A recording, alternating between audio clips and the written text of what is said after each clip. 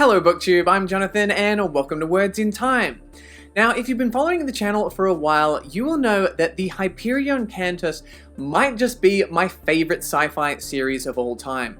After I read the first book, Hyperion, I absolutely needed to complete the story arc by reading The Fall of Hyperion, which I loved as well. And knowing that there was a second duology out there, Endymion and the Rise of Endymion, I was compelled to read those because I absolutely loved the universe of the Hyperion Cantos and very much enjoyed those two, Endymion, the first one in particular. So after having completed those, I thought I was done with the series, or so I thought. Recently, a subscriber named Ethos left me a comment, and thank you so much for this comment, by the way. Left me a comment saying I needed to read the story Orphans of the Helix. I thought, Orphans of the Helix, what is that? So I looked it up, and it turns out that it is a short story written by Dan Simmons in the Hyperion universe after the events of the Rise of Endymion. And I was just blown away by this because I love the series, I talk about it with people on YouTube, on Discord all the time, and somehow I had never heard of it before. I looked it up and it was originally written in 1999 and released as part of a short story collection called Far Horizons. And in that book, you also have writers like Ursula K. Le Guin, Joe Haldeman, Orson Scott Card, so lots of great writers, but most importantly for today's video, Dan Simmons with a story in the Hyperion universe. A short story that was also included in the 2002 collection of Dan Simmons short stories called Worlds Enough and Time, that I was lucky enough to get my hands on, because when I heard of Orphans of the Helix, I knew I had to read it, I knew I had to talk about it with you guys and let you know whether I thought it was worth reading if you were a fan of Hyperion.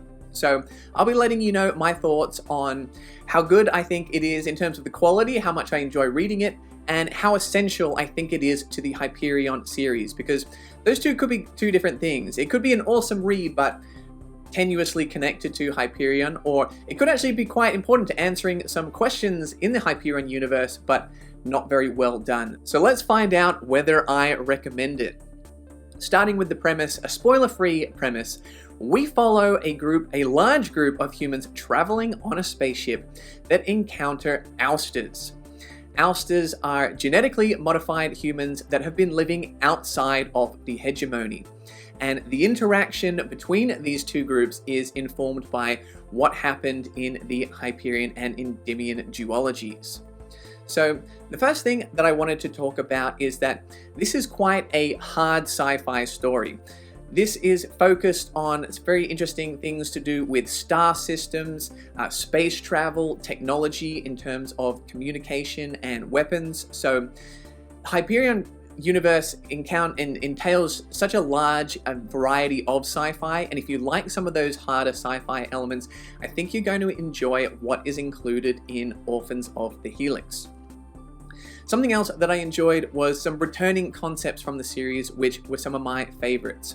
So I won't give too much away, but one of which was The Void Which Binds, one of my all-time favorite sci-fi ideas. So for that to return, get to explore that a little bit more, just kind of made me feel all warm and cozy being back inside the Hyperion universe. I was really excited to be in that world again and exploring these concepts.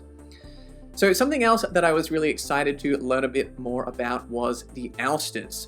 So the Ousters living outside of the hegemony, they are very different to regular humans. I'm still going to call them humans, but hey, that could be up for you to decide your own opinion on that. But as somewhat humans, they have their own culture. They've been living in their own environments, forming their own social structures, and of course they have very different biology. So learning a bit about them as people and a society and how they interact with this spaceship which they then meet, I thought was really, really cool, because they were one of my favorite aspects of the original series. Now, one thing that I think it doesn't do quite as well as the original series is the character work.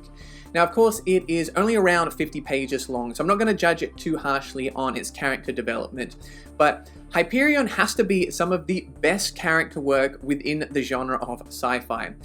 I became so intrigued and interested in the Pilgrims, whether I liked them or I didn't like them. I thought they were so rich, so fully fleshed out that I really enjoyed going on their journeys, both kind of in the somewhat backstory that they provide in Hyperion, going forward into the fall of Hyperion. And while I know that Raw Endymion is kind of considered to be a little bit bland, a little bit of an everyman, I kind of liked him in the Endymion duology, and I really kind of enjoyed the buddy dynamic with him and Nia, Abetic, and I'm not sure I'd call him a buddy, but with the Shrike popping up from time to time as well.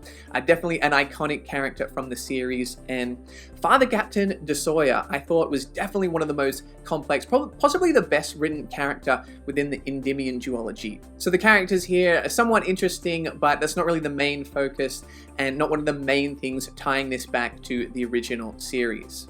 So something that I think helps this work as a short story is there is a central moral question. There are some arguments to be made on both sides, and it was interesting trying to place myself in that situation and trying to decide what I would do. So it does have a focus that I think works well within this short format, and I'll be interested to see what you guys think of it if you've read it, and what you guys think you would have done in that situation. So I was enjoying following this central conflict play out, and then we got hit with a little bit of a surprise ending that got a raised eyebrow out of me.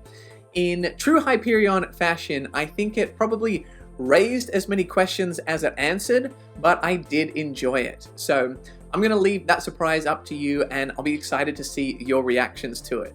So what is my verdict for whether you should read Orphans of the Helix?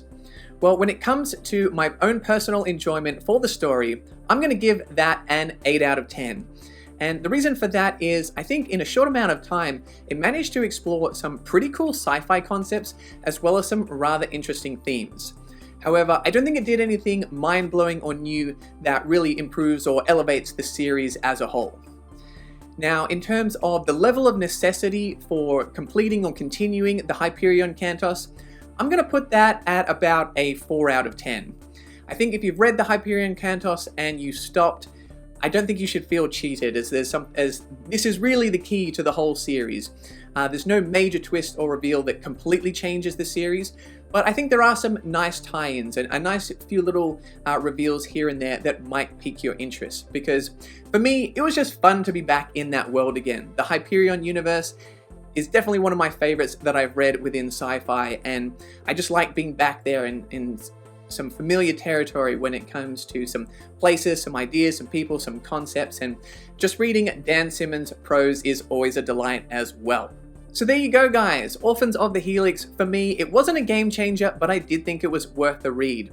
If you've read it, let me know your thoughts in the comments, or if you haven't, let me know whether you're interested in picking it up.